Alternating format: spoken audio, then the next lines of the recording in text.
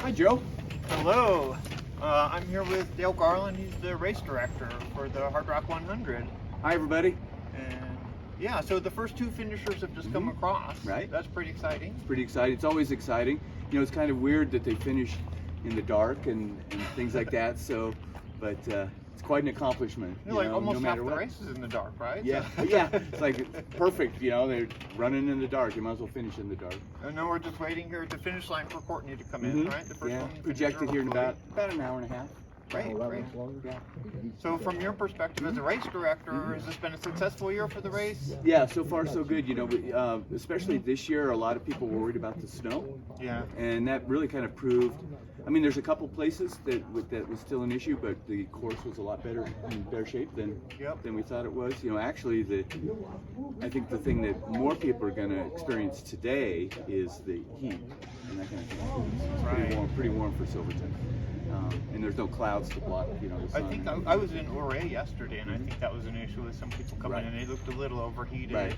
Right. Yeah. That kind of dehydrates some people. Sure. It's kind of a challenge Right. too. You got ice on one extreme, and you have heat on the other extreme, both in the same race. Life in the San Juans.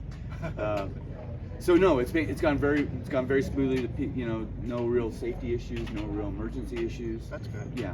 So it's been a successful week so far. So you've had some DNFs. Has it been kind of like typical of every year? Yeah, typical. We usually have about we have a starting field of 146, and we usually average between 115 to 120 people finish.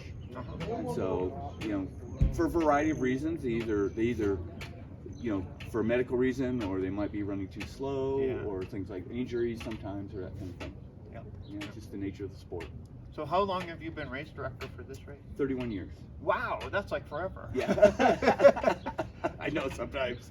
No, there were 5 of us that kind of came up with the idea of the Hardrock 100, and I was one of those 5. Wow, that's awesome. Yeah. It's becoming quite an institution. Quite a thing. Really. Yeah, more than we ever thought. Yeah, I mean, more than to see the quality of competitors here at this race is just phenomenal. Yeah. I mean, really. Yeah. It draws in the highest quality competitors from around the world. Yeah, we had this year we had a little over 2,400 people apply. We had 144 spots because the first male and the first female get a free pass, get a guaranteed entry. We had people from 60 foreign countries and 47 states apply. Wow, that is awesome. Yeah. So it's been it's becoming more international. It's bigger than we ever thought. I mean, when the 5 of us put it together, it was we never really thought it would be this big. So it's always, and it's really cool because more people know about it, but it's also, we always want to make sure that whatever we do always kind of stays true to how we got here and some of the values that we have and how we think a run should be conducted. Yeah. So you have a strong synergy with the local community in the city of Silverton. Right. Yeah. Yeah. Yeah. It's a, you know, it's a big event for a town of 400. Yeah. You know, both economically and now with everybody as much attention. You know, they're reaping some of the benefits of just increased tourism and that kind of thing. And they actually have, we've had, I'm trying to think, 4 or 5 people who, after running Hardrock, have purchased property here and become part of the community. Yep. You know, that kind of thing. Got involved with the community on a variety of levels. Oh. Yeah. Wow. So it's a good thing. The guy who actually came up with the idea of the Hardrock, one of his goals was to bring some economic development and things like that to communities that had really kind of relied on mining, and the mining industry had kind of shut down. And so that was always been part of our I guess our charge or our goal is to be good citizens and generate some revenue for the towns that we come through. And that I'd say it's worked because it's Silverton is the name is almost now synonymous with ultra endurance running. Yeah, exactly.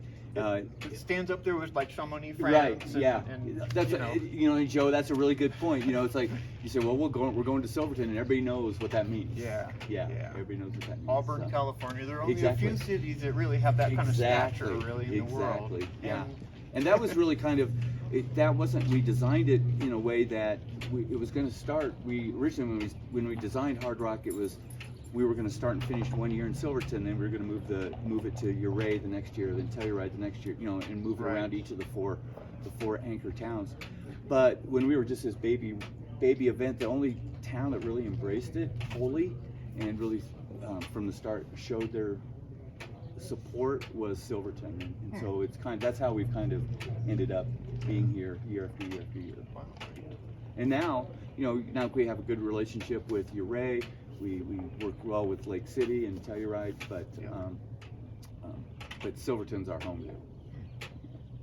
Okay. Well, great. Thanks very much for your time, Of Dale. course. It's been a pleasure talking to you. Okay, it's nice talking with you.